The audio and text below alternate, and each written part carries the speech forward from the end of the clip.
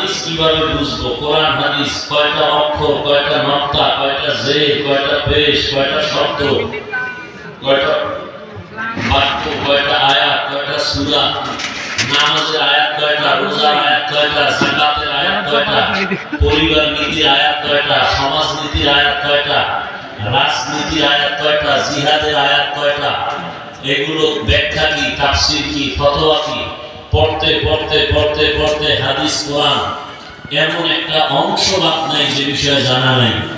এখন কোন বেয়াদব, সুদখোর, ঘুষখোর, আল্লাহর আদালতের জালেম যদি বলে হুজুর এইভাবে বয়ান করেন, ওরে 24 ঘন্টা রড দিয়ে পিটানো দরকার।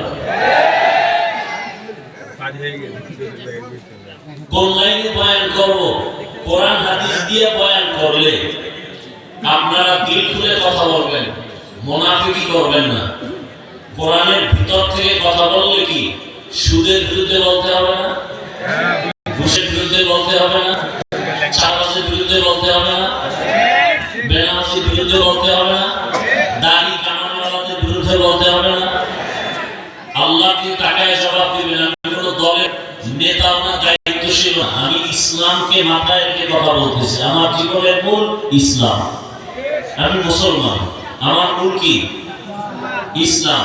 আমার বাপ মা, দাদা দাদি, নানা নানি, পীর বুজুর্গ, ওস্তাদ সব বিষয়ে আমি ভিন্ন ভিন্ন মতামত ছাড় দেব, মেনে নেব, কিন্তু আমার ইসলাম, আমার আল্লাহ, আমার রাসূল, আমার কোরআন হাদিসের